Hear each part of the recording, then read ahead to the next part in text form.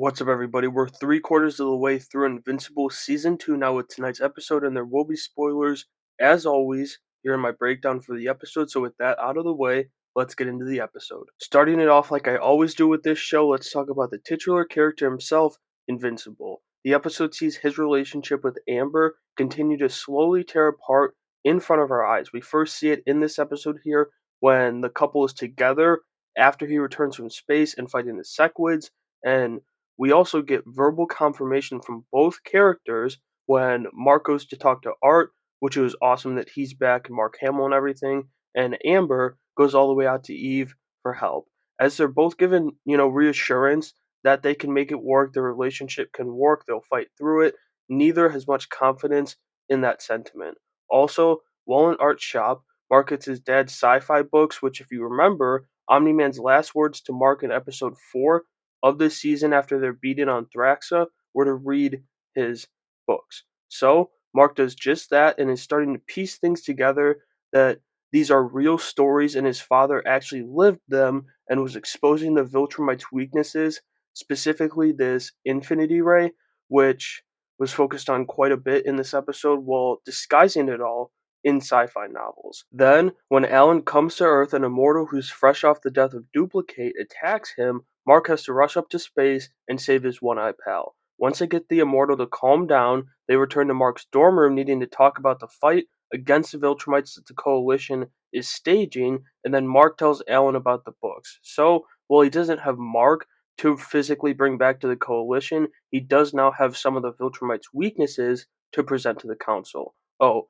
and earlier in the episode, Mark has a really nice, genuine moment with Rex, and it was just a minor scene, a little scene that stood out to me personally, and I'm just really glad we're finally getting into Rex's kind of redemption phase in this show. Anyway, before we get into the rest of the episode, I wanted to take a minute to say thank you for checking out my breakdown and giving me your time. If you're enjoying the breakdown, I'd appreciate it greatly if you subscribe to the channel so you don't miss out on any breakdowns in the future. You're also supporting the channel in the freest and easiest way possible, so thank you once again. Now let's get back to Invincible. Alright, so moving on, let's go over what the Guardians of the Globe were up to this episode. In the beginning, while the team's still split up, we see the Lizard League scene continued from last week as Rexblade takes a bullet to the head, yet still survives as he defeats King Lizard, just barely though, before passing out. Shrink Ray is also barely still alive here, but this was the end for Duplicate.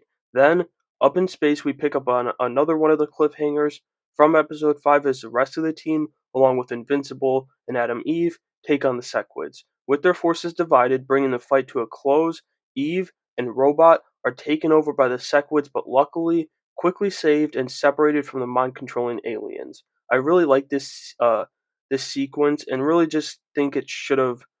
Honestly, like, I don't want to be a Debbie Downer. I really like this episode, but this scene should have been in last week's episode, like, no doubt about it. But my saltiness aside, the Guardians end up fleeing the ship even though they defeated the Sequids because they're not handing over Shapesmith to his people, the Martians. Another really cool scene sequence here when they're fleeing and Mark's out in space, out of the ship, fighting the Martians coming after them, kind of Captain Marvel Endgame style.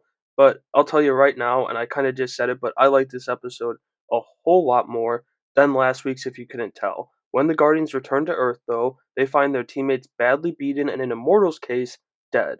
Later on, we see them attending Kate's funeral with Immortal being broken for what he thinks may be the first time after one of his lovers dies. Then, really quick to wrap things up here, let's go over everything else that happened with other characters this episode. First thing being that Oliver, for one, got his name but also is speaking now as his Thraxan DNA accelerates his development.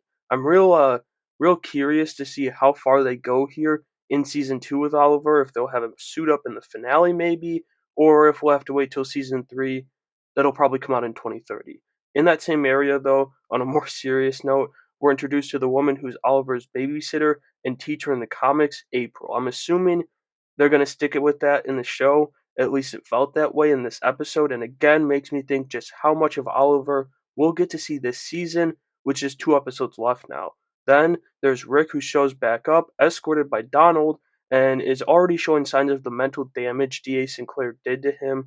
And this is a great little storyline coming up with Mark, Rick, and William that I hope they stick with, having changed a decent bit around Mark's college experience. Towards the end of the episode, we also see Omni-Man in the Viltrumite prison, which is going to lead us to yet another great storyline. I mean, we're heading into Compendium 2 stuff now with the show, and it's just great storyline after great storyline after great storyline.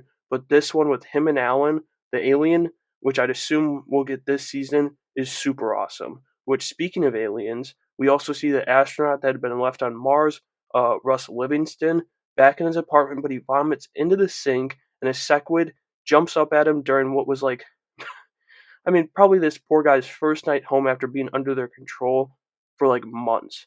Finally, the episode closes as we see Angstrom Levy make his return as he plots his revenge on Mark, blaming him for screwing up his plans. And so that'll do it for my breakdown of the 6th episode from Invincible Season 2. Like I said, a much better episode compared to last week's episode 5, in my opinion at least. But let me know what you thought of it down in the comments below, and make sure you have a great day.